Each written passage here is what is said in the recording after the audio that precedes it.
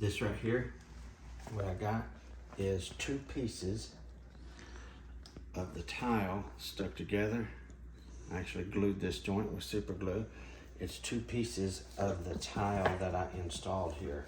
This is just a glue down product, so it's a thinner product, so it's not as thick as the tile.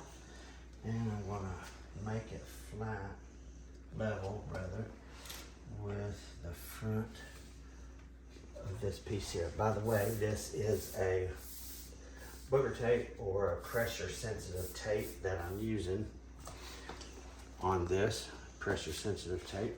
Now you can see what I've got here. You see how it overhangs here like that. I'm going to go out, watch this, we'll go out and make some cuts on it. Make some cuts on it, run the sander on it, and then wrap it with this peel here, and it's going to work out just like this one right here. I cut me a 45 bevel on it for the reducer, and back here also on the thin part that I have on top, I cut a 45 bevel here. Then I took my sander and I knocked off those hard edges so it's rounded on the back and on the front, and you turn out with a super nice custom transition that is a perfect fit, because the bottom of it, what the height is from the actual tile thickness here. So it's perfect every time. This is the result. See how I tapered it right here in the front? Yeah, like I said, it was a 45, and then I run my sander over it to make it rounded. Same thing back here, that way we don't have any hard square lines or anything like that. And that is the shape, boom, boom, and then a little bit of an overlap. And that's why I use this thin piece of vinyl on the top instead of one of these tile pieces, because it's a lot thicker, and I wanted this overlap part to be nice and slim. Now, since I got it all cut and sanded, just wiping it, get all the dust off. We're gonna put the tape on it, peel some tiles, and put the cover on it.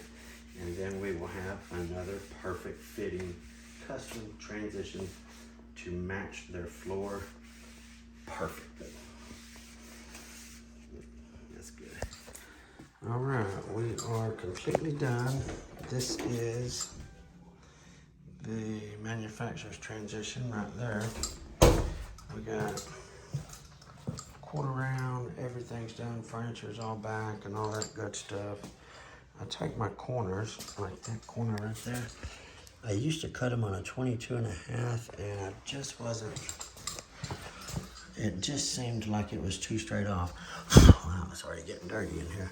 But I started, I think on a few jobs ago, cutting on a 30 degree angle. And these are custom transitions made just like I showed you a while ago.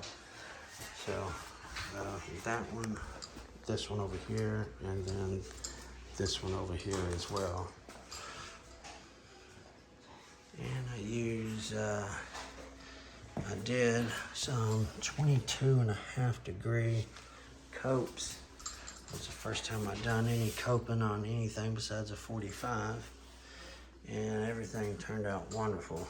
Really pleased with that. All of my miters turned out really good because I use a miter protractor. And this is another homemade transition piece that's made out of 3 separate pieces. And I'm really happy with this one because it is laying the way of the tile, and I was able to match up the grout line there. So that worked out real good. Anyway, real happy with the way everything turned out in here. Looks really good, nice and clean. Everything turned out wonderful. Luke said he's seen you looking at one of my videos on YouTube there. Yeah, I was looking at that. That's a good thing there. He said you said something about my sleeves, my certifications and stuff like that. Yeah.